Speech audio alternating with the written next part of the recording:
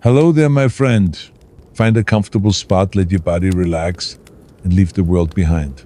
Tonight's story will gently guide you into the land of dreams, where every word feels like a whisper of calm. Let's start the video. Close your eyes. You're standing in a world without hum, without electricity, without the faint mechanical sigh of a refrigerator. The air is thick with the scent of wood smoke and damp stone. In your hands, a small piece of meat begins to sweat under the summer sun.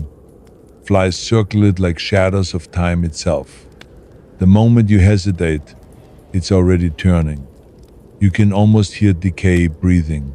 This is a world where the smallest mistake could mean hunger. The year is indistinct. It could be the 13th century or the 10th, but the struggle is timeless. People wake with the first light, gather what they can, and face a question that haunts every day. Well, how do you keep food alive when the air itself conspires to rot it? Villages rise along rivers, not for beauty, but for the cold breath that lingers above moving water. Underneath cottages hidden behind wooden trapdoors lie the first vaults of survival earth cellars. The temperature there never changes, a quiet constant in a world of heat and frost. Men dig deeper than roots, building chambers of clay and stone, layering straw upon the ground to absorb moisture.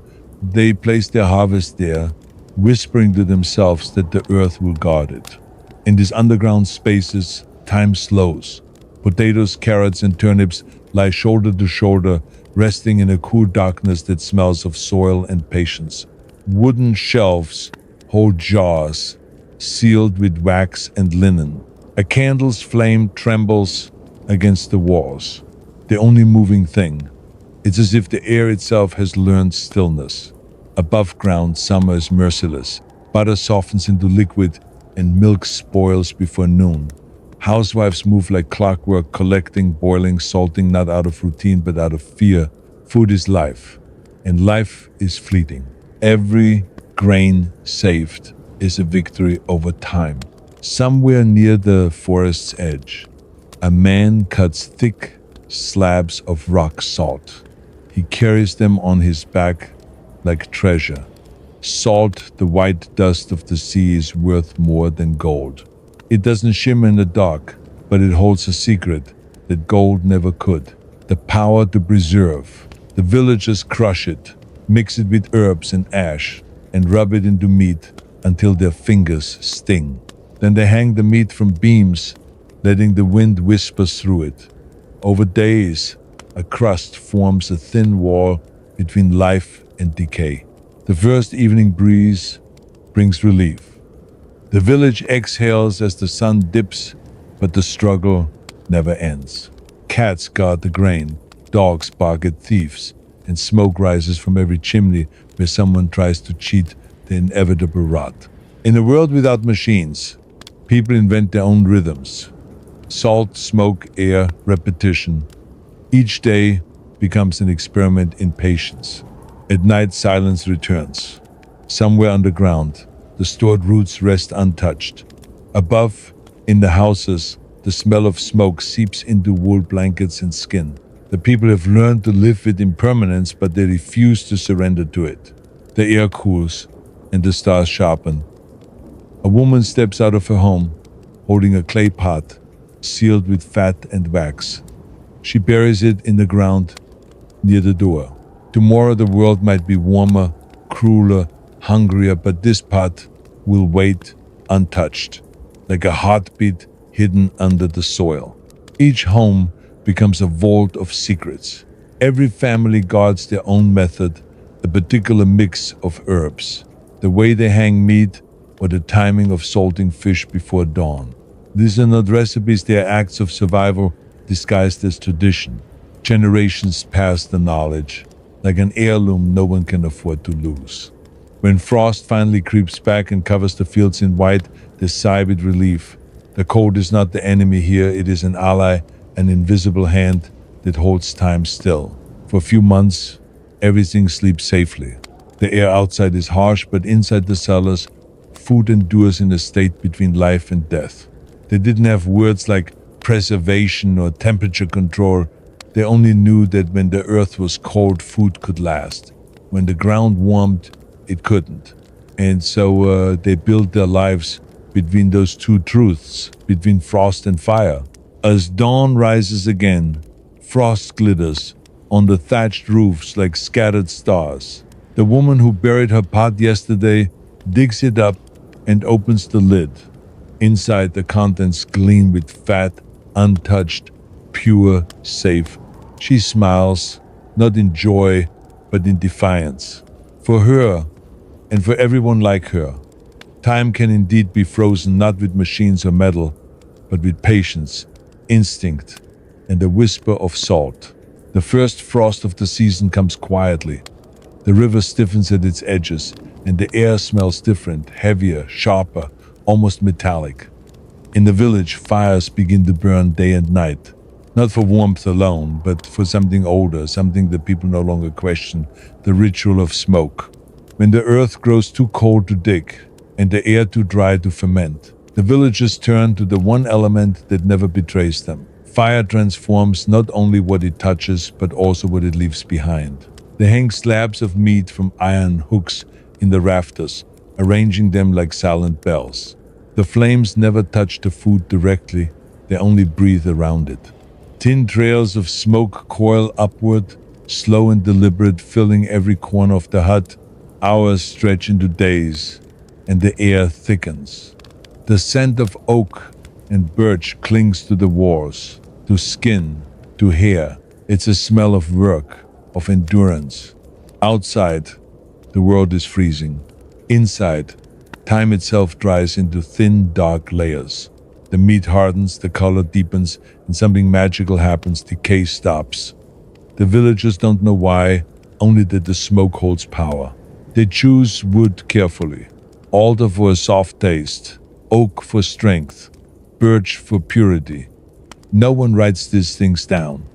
They are learned by instinct, by trial, by the memory of mistakes.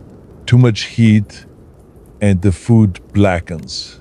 Too little and it spoils unseen. Somewhere between those two extremes lies survival. Children learn early to tell smoke by color. Pale blue means safety. Yellow warns of moisture and danger. They play near the huts, tracing patterns in the frost while the air hums with a faint, woody rhythm. Smoke becomes a language. The whole village speaks without words, the measure of patience, the promise of food. Farther north, travelers carry news of strange houses, built without windows, filled with endless smoke.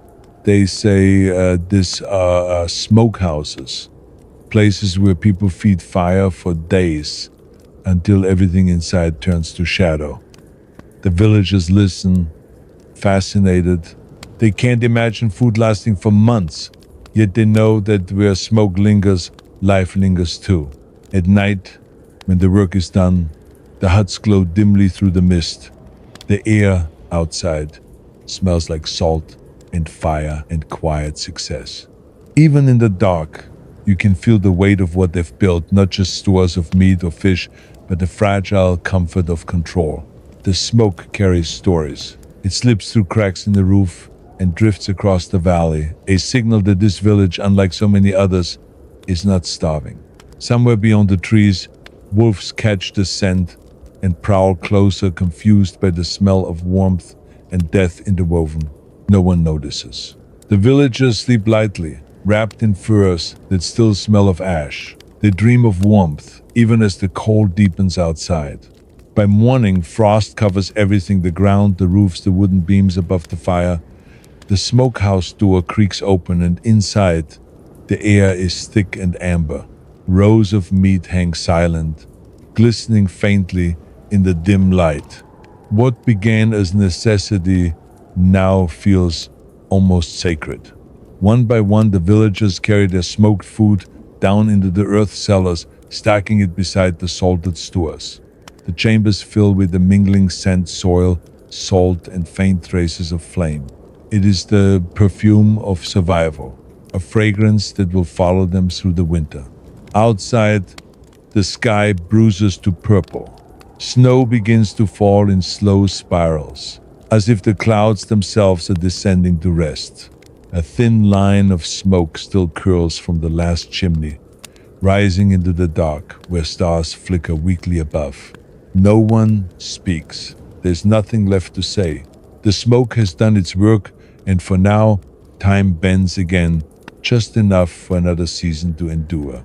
When winter pressed hardest and the rivers locked beneath ice, a new kind of knowledge took root, a quieter preservation, one that didn't rely on flame or frost. It began with a mistake.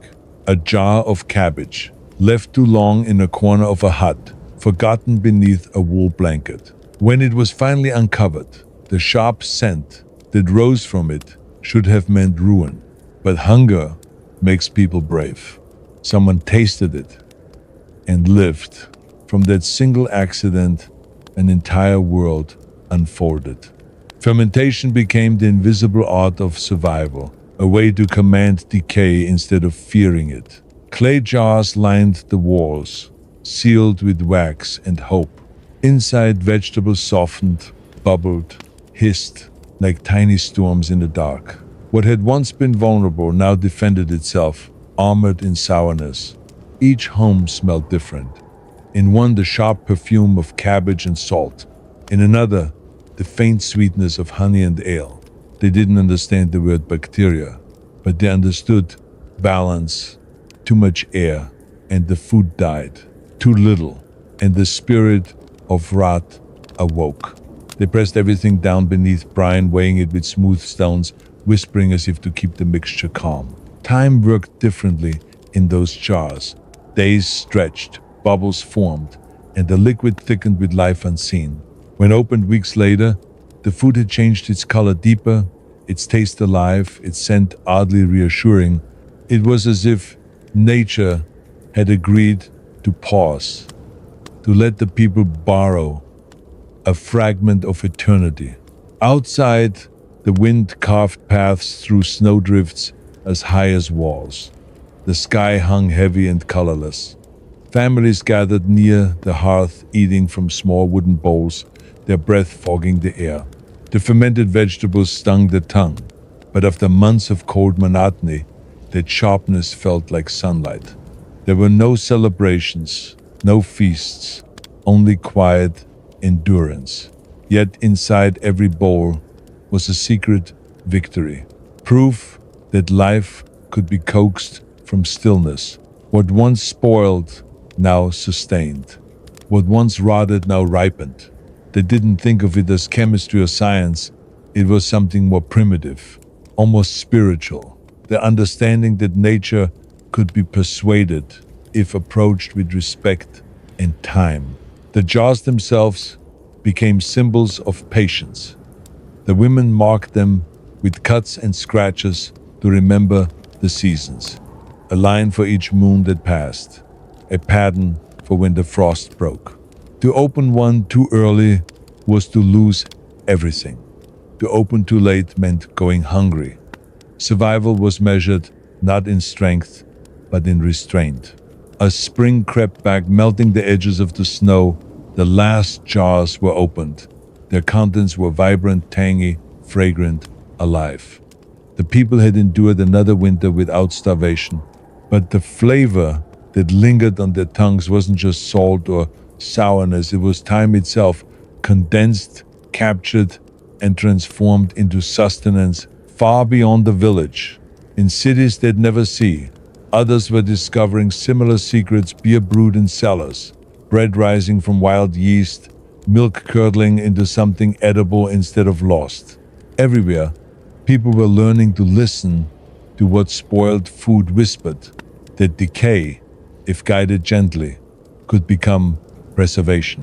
When the thaw came at last, the villagers carried their empty jars to the river and washed them clean in the cold water.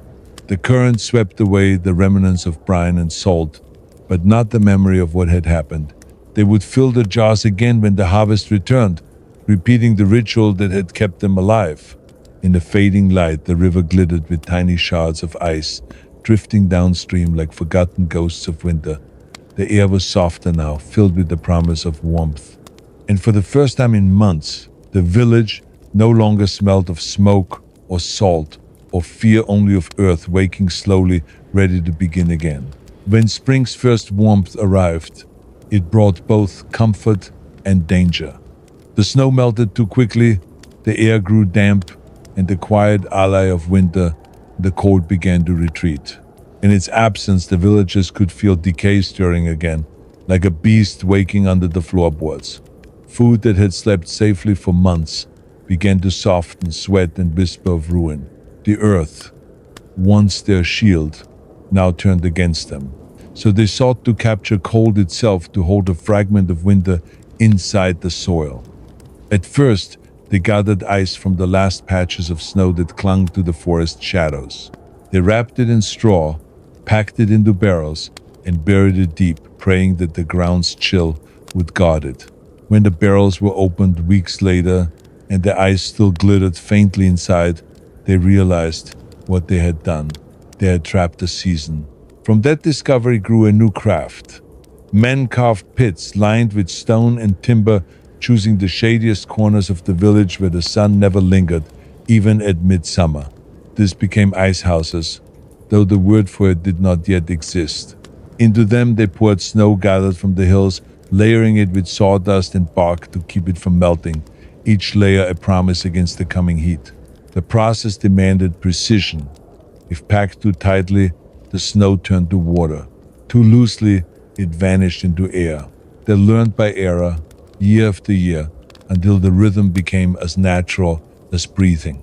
During the hottest months, when the earth steamed and flies swarmed, they would lift the lid of an ice pit and feel winter's ghost rise to meet them, a breath of frozen air that smelled faintly of pine and silence. They stored not only snow, but also memory. Fish caught in spring, wrapped in layers of moss, fruit sealed in clay and lowered into the pit like treasures. Everything carried a fragment of frost. The ice became their invisible wealth, a quiet currency that decided who thrived and who merely survived. Children were forbidden to play near the pits.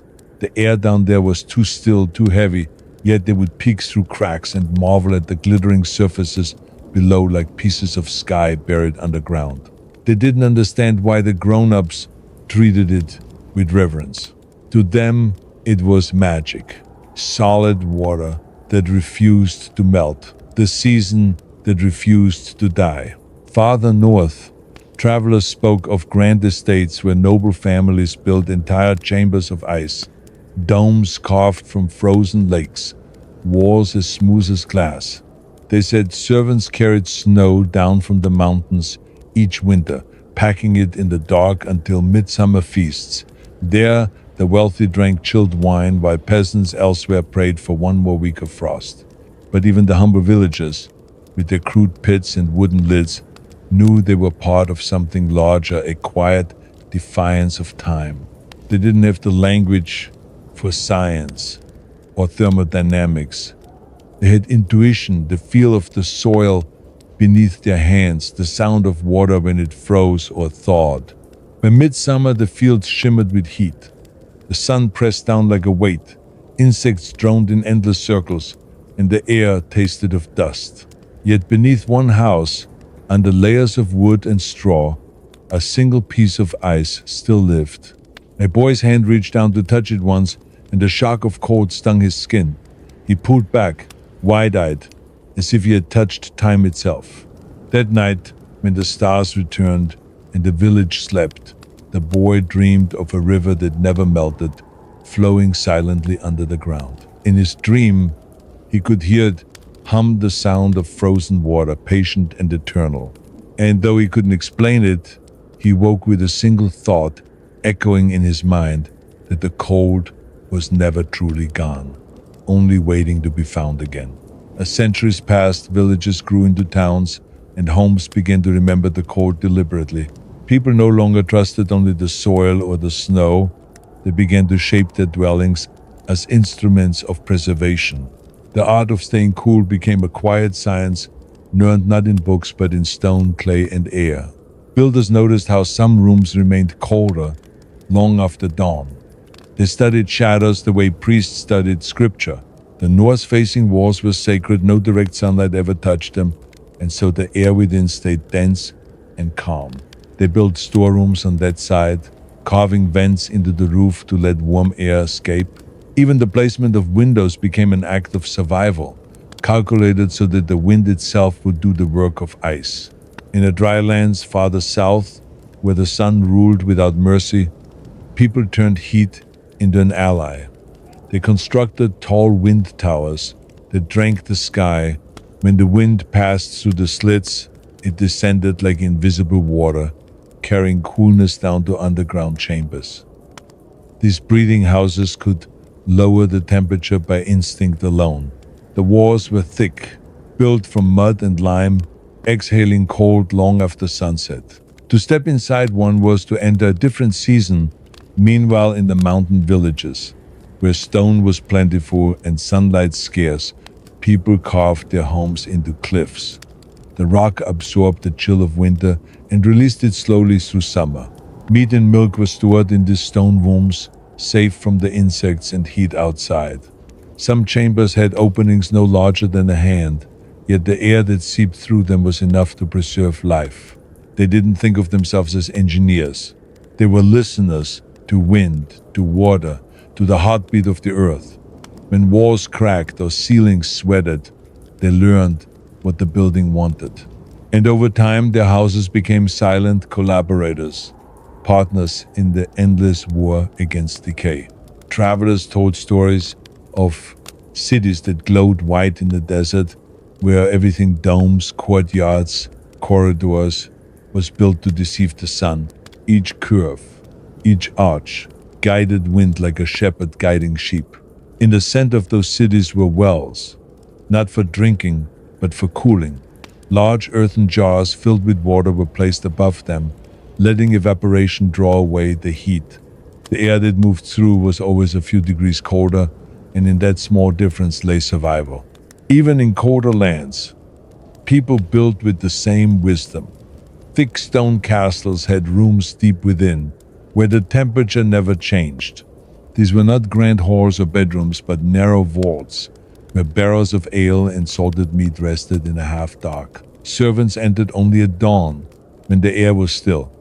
They moved quietly, almost reverently, as though disturbing the balance might awaken the summer outside. Over generations, this craft of coolness became invisible. No one spoke of it anymore. It simply existed, passed down in measurements of wall thickness, in the angle of a vent, in the shade cast by a tree. Architecture itself remembered what humans forgot. And then, sometimes, a traveler from the north would enter one of these cool houses on a burning afternoon, and for a moment he would shiver. The sensation was not unpleasant. It was like stepping into a memory. The air carried a faint scent of clay and dry herbs, as if the walls still held traces of the winters they once captured. In those moments, the line between building and landscape blurred. The house was no longer just a shelter, but a living body, breathing, sweating, holding time within its bones. And while the world outside blazed and shifted, inside these structures, the same quiet truth endured. Preservation was not about defeating nature, but about learning to move with it, one breath at a time. Long before anyone learned to trap ice or build with shadow, another civilization discovered that the sun could preserve as well as destroy. In the desert, where water vanished before it could be gathered, dryness became a blessing disguised as punishment. Heat was constant, unrelenting, and yet it offered a strange kind of mercy. It left nothing for rot to feed on. Nomads were the first to see it. They noticed that meat left beneath the open sky hardened instead of spoiling, that fruit shriveled into sweetness, and that the desert wind could do what time could not. Remove everything unnecessary and leave only essence behind. What began as survival became ritual. They cut thin strips of meat, salted them lightly, and stretched them on woven mats under the blazing sun. Within days, the flesh turned dark and light, at once thin as bark, strong as leather, almost eternal. They called it the food that forgets. It carried no scent, no moisture, no invitation for decay. A man could travel weeks with only a handful of it, and each bite tasted of endurance. In its simplicity was a kind of wisdom. Preservation did not always mean hiding from the elements. Sometimes it meant surrendering to them completely. Fruits followed. Grapes, figs, and dates left to bask in the relentless light became sweeter, their skins wrinkling like old parchment. What should have been ruin turned into flavor. Traders began to carry baskets of these sun-born treasures across continents. In them was the memory of light captured and solidified, a form of energy stored not by cold, but by absence. Elsewhere, in lands where the air was thick and sea salt gathered in white pools, people learned another trick. They mixed brine with sunlight. Fish, sliced and coated in salt, were laid on wooden racks by the shore. As the waves whispered and retreated, the fish dried slowly, the crystals drawing out the last drops of water. When the flesh turned pale and stiff, they packed it in baskets, knowing it could last for months, even years. To open one later was to smell the ocean long after leaving it. Villages grew rich from these dried goods. Markets filled with baskets of hardened fruits, curled meats, brittle herbs, all humming faintly with the ghost of the sun. There was a strange beauty in their simplicity, colors faded, textures roughened, but they carried a kind of permanence that fresh food never could. Children were told that the gods themselves ate what never rotted. In the hottest months, people worked in silence. The air shimmered, the wind burned the skin, and yet each piece of drying food represented defiance, a small rebellion against impermanence. There were no ice houses here, no cool cellars. The preservation happened in plain sight, beneath the same sky that could kill a man before noon. When evening came, they gathered the trays and covered them with cloth, not to shield them from cold, but to keep the night's moisture away. They moved carefully, hands powdered with salt, faces glistening with sweat. They didn't speak of it as work. It was more like a ceremony, each act deliberate, almost sacred. By autumn, storerooms were filled with the silence of dried things. Nothing moved, nothing decayed.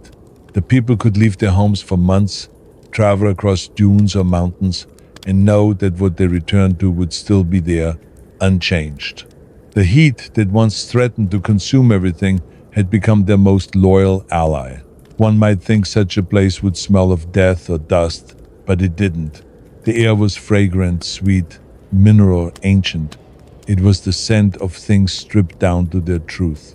Even now, when historians speak of these early methods, they talk about salt and sun as if they were tools, but they weren't tools. They were teachers. The desert people learned what every age forgets, that preservation isn't about stopping time but transforming it. The sun didn't destroy what it touched, it purified it. And in the stillness of a world without rain, where nothing wasted and nothing rushed, food became more than nourishment. It became memory itself.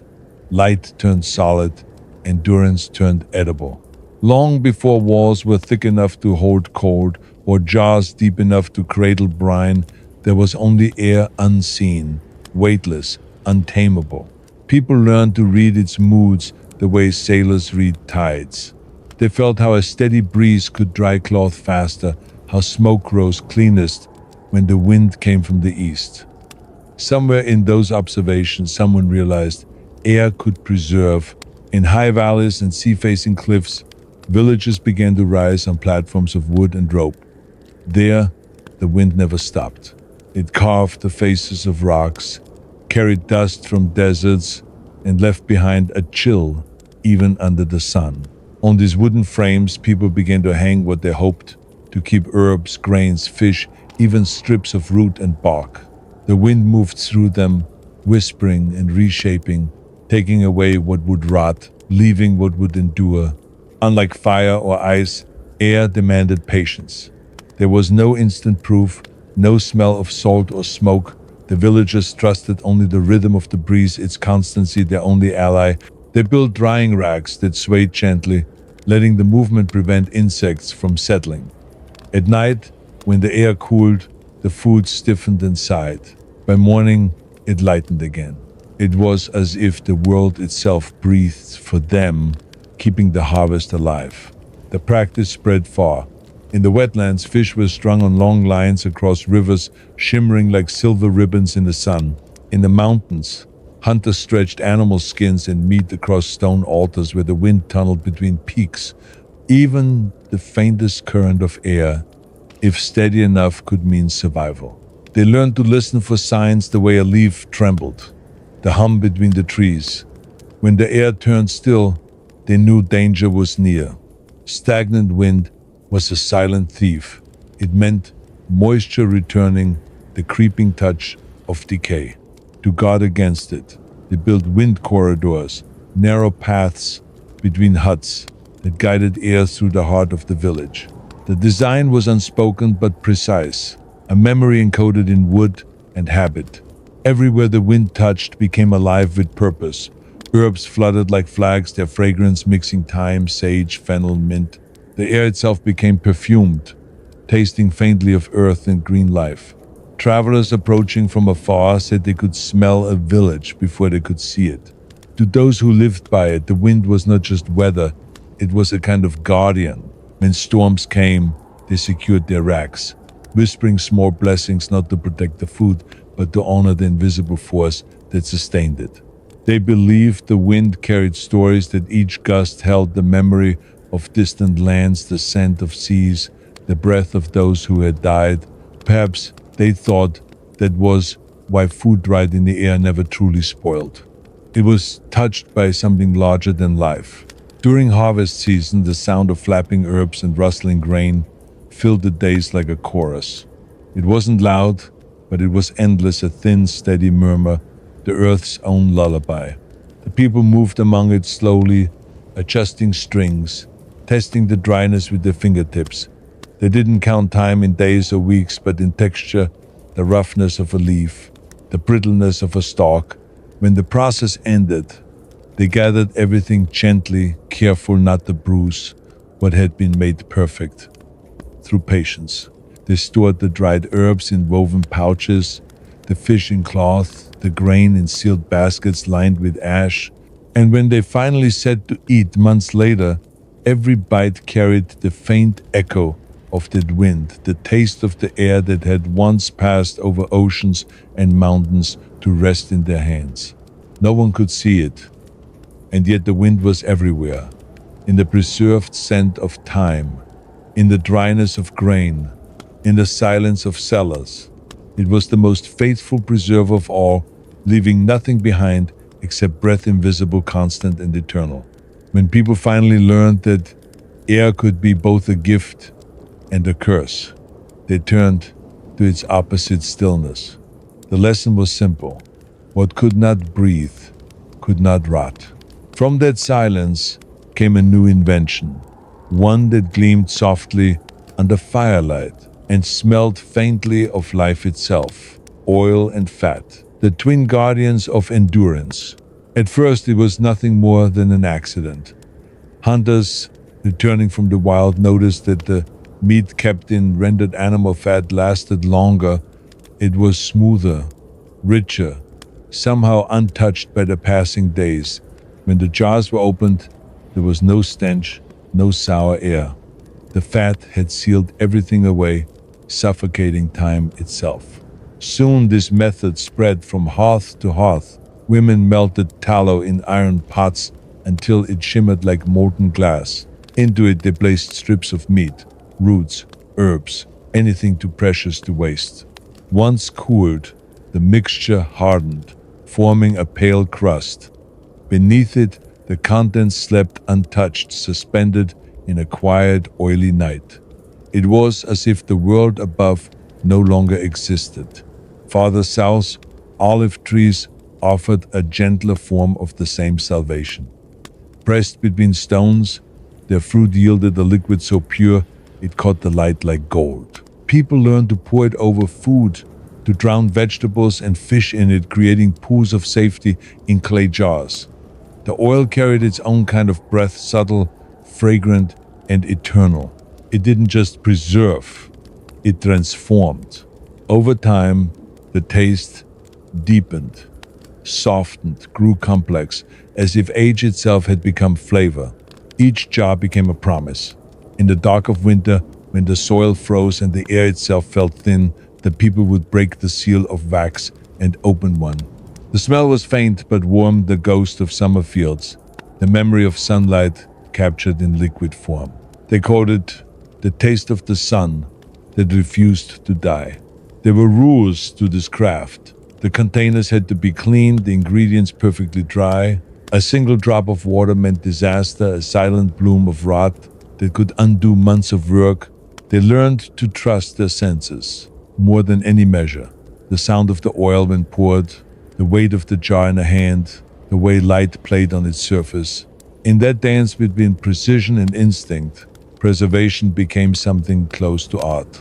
In monasteries where silence was law, shelves of oil jars lined the stone corridors. Each was marked with a symbol, a leaf, a circle, a flame, not for beauty, but to remember what lay within. Some held fruit, some roots, others mysterious pastes of herbs and spices. The monks believed oil was sacred because it mirrored the divine, unchanging, incorruptible, self-contained. It separated life from decay without conflict. Even the smell of oil became a kind of timekeeper. Fresh oil sang of harvest and warmth. Old oil whispered of patience. In kitchens and abbeys alike, people came to recognize those scents as a calendar of their own making. The faint bitterness meant months had passed, that winter was bending toward spring. When the first machines of industry began to hum in distant cities, these old methods endured quietly. The world was beginning to move faster, but inside homes where oil still glistened in lamps and jars, time remained thick and deliberate. Food kept in oil didn't just resist aging, it taught those who made it that endurance required stillness. Sometimes, late at night, when only the lamps burned, people would hold a spoonful of oil up to the light and watch it move slow, golden, patient. It reminded them of the truth they'd always known, but never named. That preservation wasn't only about saving food, it was about saving a piece of themselves from the noise of time. And so they continued, generation after generation, sealing their harvests beneath the quiet surface of fattened oil, confident that long after the fires dimmed and the frost returned, those jars would still be waiting untouched, unmoving, and infinitely alive in their silence. Each sound, each pause is meant to slow your thoughts. Feel the peace growing inside you with every breath. The story flows softly, wrapping you in a blanket of quiet comfort. Let's continue the video. There came a time when people began to notice what fire left behind. Not the heat or the smoke, but the fine gray dust that clung to stone and skin. At first, they swept it away, thinking it waste. Then someone saw what happened when a scrap of meat fell into the ashes overnight. By morning, it hadn't rotted. It had dried, hardened, and taken on a strange sweetness, as if the fire had left behind a blessing. That was how the discovery began, quietly, almost accidentally. Ash, once discarded, became a tool. People rubbed it into meat, into the skins of fruit, even into the staves of barrels. It absorbed moisture, repelled insects, and cloaked everything it touched in a dry silence. Soon it wasn't just ash that rusted, but the remnants of everything that burned: ground charcoal, crushed herbs, scorched bark. Fire's memory became their armor. They learned that different woods left different gifts. The ash of oak preserved color. That of pine carried a resin scent that kept worms away. Applewood left a faint sweetness on whatever it touched. In every village, someone knew the right combination, the right dust for each season. The work was filthy but sacred. Hands blackened, lungs filled with the scent of smoke, but the food endured. Alongside ash came another miracle spice: From distant lands across oceans and deserts came powders and seeds that smelled of warmth even in the dead of winter. Clove, cinnamon, pepper, and nutmeg, rare treasures worth more than silver. Merchants risked their lives for them, not because they tasted good, but because they kept rot at bay. A pinch of ground spice could change the fate of a feast, turn fragile meat into something immortal. Kings and beggars alike fell under their spell. In royal kitchens, cooks blended spice with salt, honey, and ash, sealing delicacies in jars as if mummifying them. In humble homes, a single clove might be pushed into a loaf of bread to ward off mold. The scent of preservation filled every corner of life, sharp, sweet, metallic, eternal. The world began to smell different. Markets were no longer ruled by the odor of decay, but by the perfume of prevention. Traders carried small pouches filled with powder, their bodies marked by the scent of distant continents. In their wake, villages transformed. People began to experiment, to combine what they knew: smoke, salt, ash, spice, and oil. A symphony of methods that turned the fragile into the lasting. But there was something deeper in the act. Those who worked with ash and spice began to think of it not as mere technique, but as alchemy, a transformation that joined the living and the dead. Ash was what remained after life burned away. Spice was the fragment of life that refused to fade. Together, they made food that existed in a narrow space between worlds, never fully alive, never fully gone.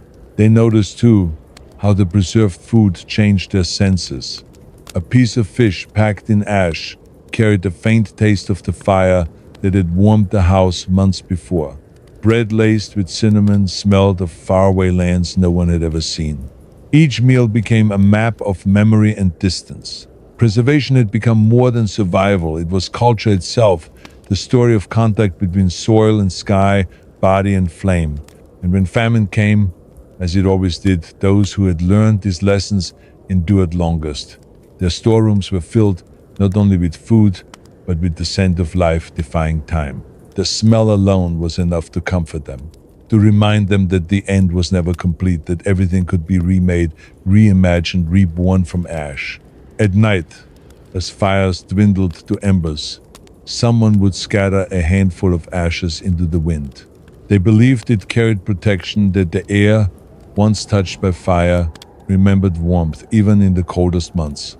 And though they couldn't name it, they were performing the oldest ritual of all, feeding the earth back to itself, ensuring that nothing, not even time, was ever truly lost. Before anyone spoke of chemistry or microbes, there were barrels and waiting. What began as an accident became one of humanity's most enduring miracles: the transformation of spoilage into sweetness. Somewhere in a damp cellar, a jar of honey and water began to fizz. Instead of rotting, it bloomed with bubbles, a soft hum of invisible life. The drink that emerged mead was both preservation and revelation. Fermentation had long existed in the quiet corners of the world, but now it became deliberate. People began to feed it, nurture it, coax it like a fire. Honey became meat, grain became ale, crushed grapes became wine. What once spoiled now sang. The process made no sense to those who practiced it. It defied logic and yet obeyed pattern. It was decay reimagined, a partnership between time and transformation. In small wooden huts, people watched as liquids darkened, thickened, changed. They learned to read bubbles like constellations. The first froth meant life had arrived. The slow clearing of liquid meant it was settling into itself. The air was heavy with yeasty perfume, a scent that spoke of earth and sweetness, of something waking inside what had once been still. They didn't understand that the air itself carried the invisible creatures that made this possible. To them it was magic, a blessing that visited jars at random. Some families prayed over their brews, others left them beneath the moon, believing light gave strength to the drink, and perhaps it did. Each barrel became a living thing, breathing through cracks in the wood, whispering softly through foam. The first sip was always a revelation. What had been sticky and crude became smooth, sharp, alive. It bit the tongue and warmed the chest. It was both food and fire, comfort and danger. They realized that this too was preservation not of flesh, but of spirit. Wine, ale, and mead carried stories across seasons. They were the memory of harvest made eternal, the liquid proof that decay could be beautiful. Monks refined it, measuring, recording, perfecting. Their cellars smelled of oak, fruit, and prayer. Each bottle was a sermon about patience. They discovered that darkness deepened flavor, that stillness gave strength. Some said they could taste time itself, the summers that fed the grain, the storms that nourished the vines. Fermentation had become a kind of scripture, written not in ink but in scent and taste. Even in villages far from monasteries, the knowledge spread.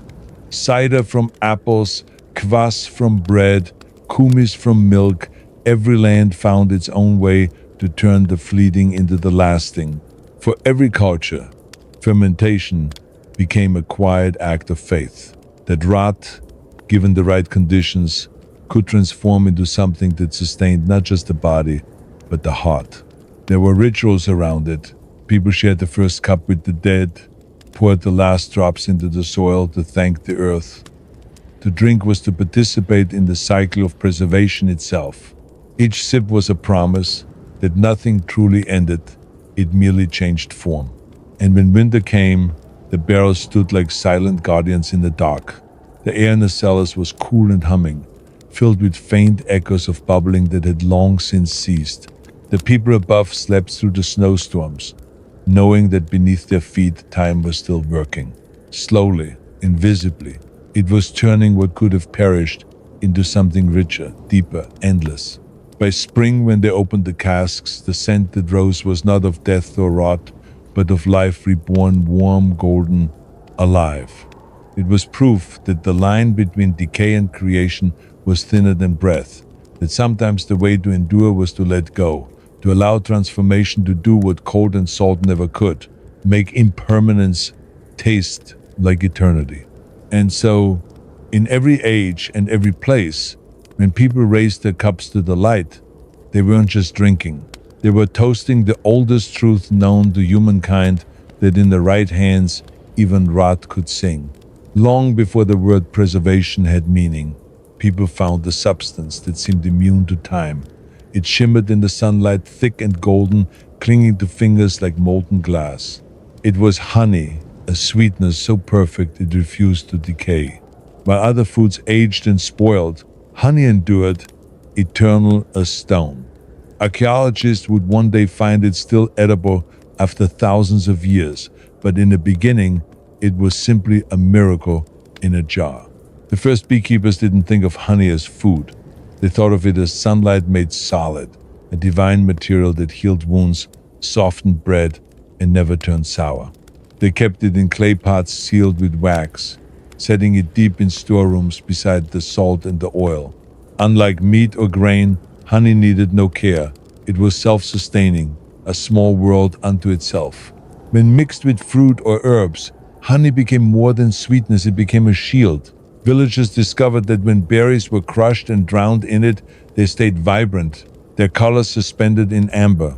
Nuts stored in honey tasted as fresh months later as the day they were gathered. They didn't understand that its density and sugar starved the air of life. To them, it was alchemy, the power to stop time without cold smoke of fire. In distant lands, sugar began its slow journey from the cane fields to the tables of kings. It was as rare as gold, a luxury that sparkled in the light. People shaved it into drinks, used it to coat fruits, and discovered that sweetness like salt was a kind of weapon against rot. Syrups replaced jars of brine, candied petals became edible jewels. The language of preservation began to sound like poetry: sugar, syrup, crystal, glaze, each word a small rebellion against decay. Children would sneak into storerooms to dip fingers into the golden pots, tasting what felt like eternity. The flavor was more than pleasure, it was reassurance. Sweetness promised stability. It told them the harvest had been good, that there would be enough through winter. In every home where honey glowed, fear loosened its grip just a little. The practice spread across continents. Fruit sellers boiled figs and apricots in thick sugar water until the skins turned translucent. Bakers learned to seal cakes beneath layers of syrup. Seafarers carried candied citrus on long voyages to fight off sickness, their ships perfumed with the scent of fruit and heat. What began as indulgence had become survival disguised as delight. In monasteries, the monks called it liquid prayer. They mixed honey with vinegar to preserve herbs, creating tonics that outlasted generations. In distant deserts, travelers coated dried dates with syrup, the layers hardening like glass under the sun. Even when sandstorms swallowed everything else, those small bundles of sweetness endured. The world slowly began to equate sweetness with life. At births, people fed honey to infants. At funerals, they placed it on the tongues of the dead. The same substance that kept fruit from rotting was believed to keep the soul from forgetting. It linked seasons, generations, the living and the gone, all bound together by the golden thread of sugar. And so the art of preservation grew softer, more beautiful. No longer about salt and smoke and fear, it became about comfort, about finding pleasure in the act of endurance. When a woman sealed jars of jam in her kitchen, she wasn't just saving food, she was saving a moment, the scent of ripe fruit, the color of summer, the echo of laughter carried through an open window. Outside, the air cooled and the light faded, but inside the jars the season continued, captured, crystallized, untouchable. Long after the trees were bare, someone would open one, and the taste would bring back warmth, sun, and bees, proof that sweetness could outlast even time itself. Before glass jars and sealed cellars, people learned to trust what grew beneath their feet. Grain was life, quiet, unassuming, but eternal when treated with care. Every civilization rose on its back. Wheat, barley, rice, millet. Yet, the harvest came only once a year.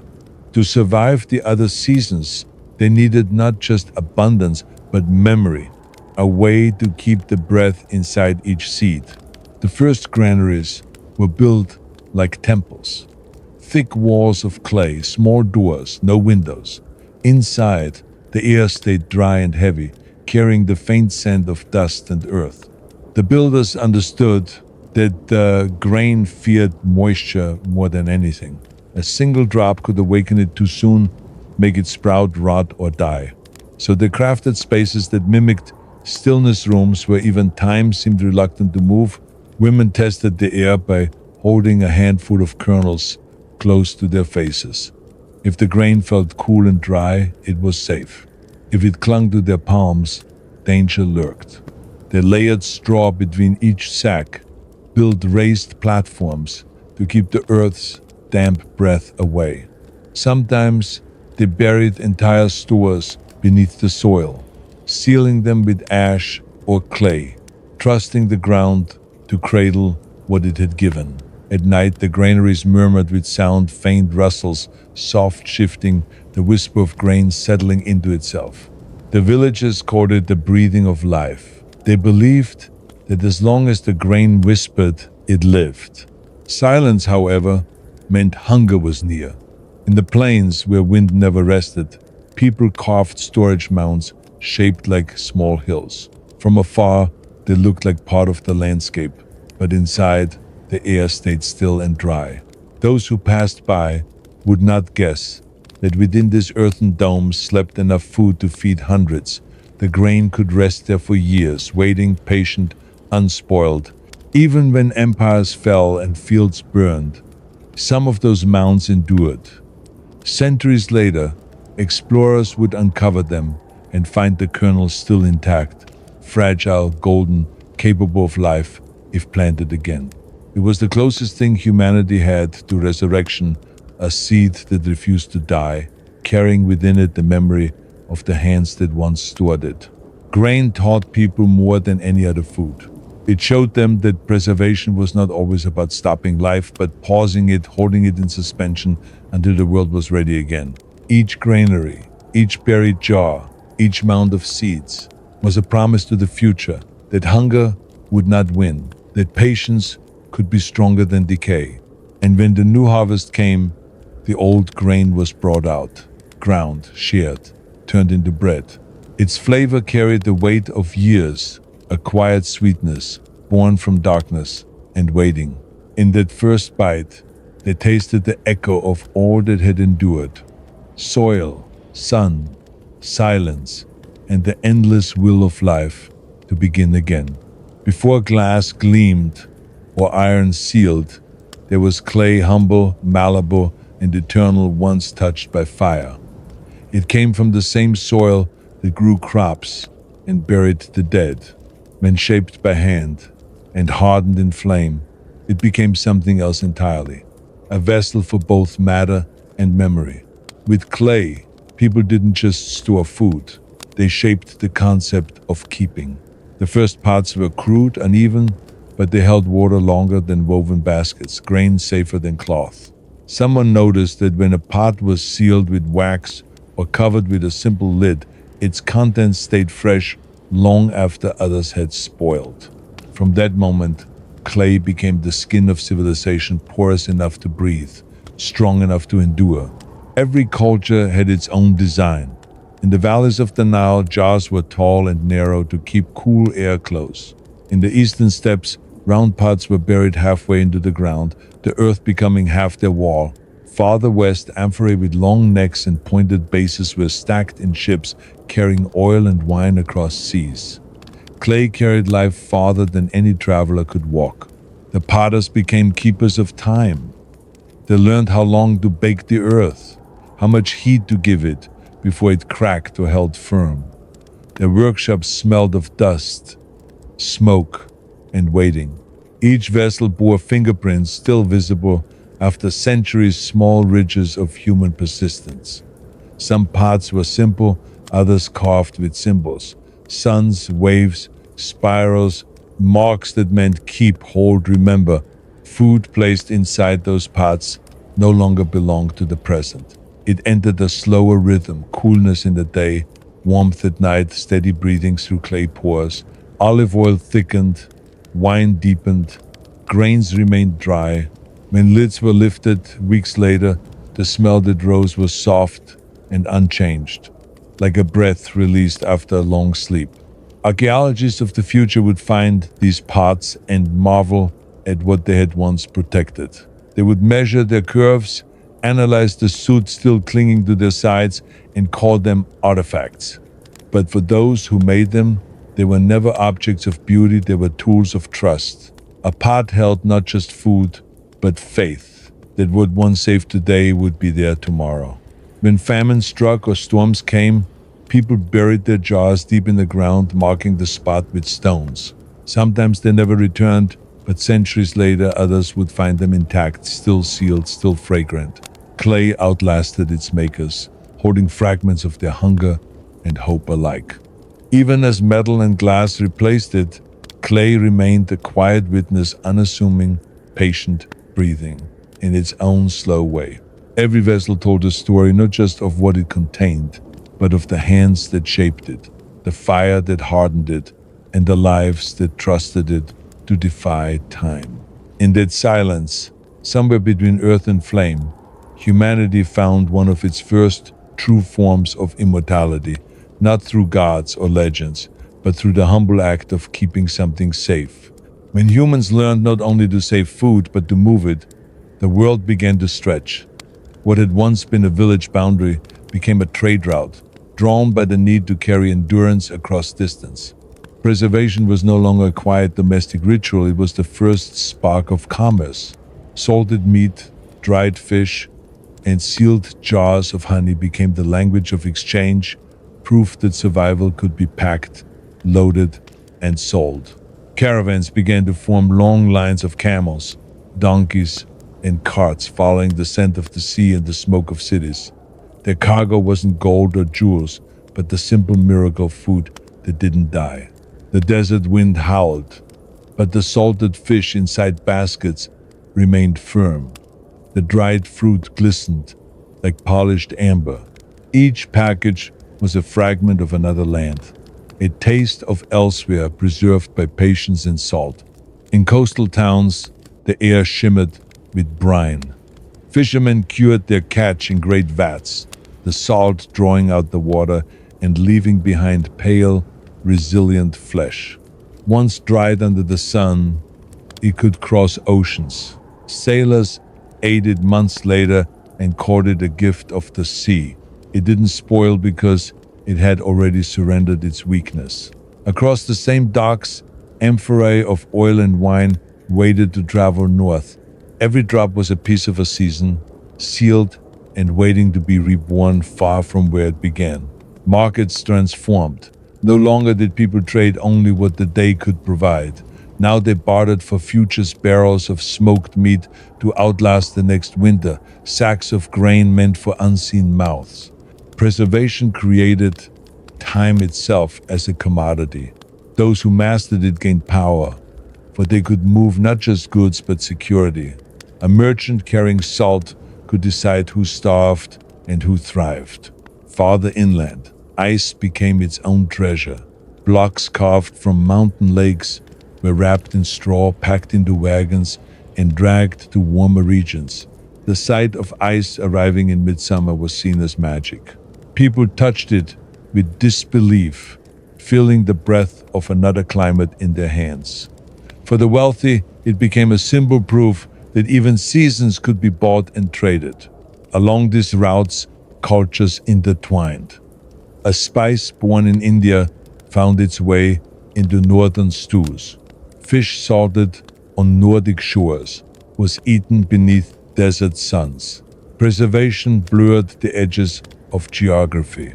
What one land had learned to save, another learned to savor. The exchange wasn't just material, it was sensory, philosophical. To preserve something was to send a message forward in time and outward in space. We endured, tasted. The traders themselves became storytellers. Each bundle of dried herbs carried a tale, each amphora an accent. They learned that what survived travel gained value. Time was no longer the enemy of freshness, but its proof. The longer something lasted, the more precious it became. Preservation had transformed from necessity to prestige. At night, the caravans rested under indifferent stars. Fires flickered, casting light on sacks of salt and jars of honey, their shadows stretching like threads between civilizations. Around those flames, deals were struck, legends born, and though the merchants didn't know it, they were laying the foundations of global memory, a network of preservation that would one day become history itself. When morning came, the horizon swallowed them again. Their wheels left faint marks on the dust, temporary traces of those who had learned to make impermanence profitable. Behind them, the scent of salt lingered in the air, a reminder that food, once saved, no longer belonged to a place. It belonged to time. From the moment the first hunter hid meat beneath the snow to the time a sailor sealed fruit in syrup for a journey across endless seas, humanity had been chasing the same impossible dream to outwit decay. Every method, every discovery, every ritual whispered the same defiance. We will not vanish so quickly. It began with instinct, the fear of hunger, the dread of waste. Yet as centuries passed, preservation became something greater than survival. It turned into art, philosophy, and prayer. Each grain of salt, each wisp of smoke, each drop of oil was an act of faith that tomorrow would arrive, that someone would be there to open the jar, taste the sweetness, and remember. By the time trade routes webbed across the world, preservation had reshaped civilization. Ice traveled south, spices sailed north, and memory itself began to taste different. A person could sit at a wooden table and eat honey from a land they had never seen, sip wine from grapes crushed generations earlier, or bite into bread made from seeds that had slept through centuries. Every flavor became a timeline, every meal a form of resurrection. In monasteries, scribes inked recipes alongside prayers, believing that the act of keeping food was kin to keeping wisdom. Nothing sacred should spoil, one monk wrote in the margin of an ancient manuscript. He wasn't wrong. In a sense, the cellars below their stone halls were as holy as their libraries above. Each preserved jar, each cask of wine, each block of salted cheese was a story sealed against oblivion. In forgotten villages, grandmothers passed the craft to children with the same reverence as a blessing. "Taste this," they would say, lifting a spoon of jam or a slice of dried apple. It's last summer. There was sunlight and laughter and wind trapped in flavor. The act of preservation had become a way to hold time still long enough to feel grateful for it. Every culture built its identity around what it kept. In the frozen north, they preserved through cold and patience. In the south, through heat and spice. Across islands and mountains, deserts and forests, the same impulse threaded through them all. A refusal to let what nourished the body fade before it nourished the soul. Preservation was no longer just a technique. It was proof of care, an acknowledgement that life was fleeting, but could be extended by love and discipline.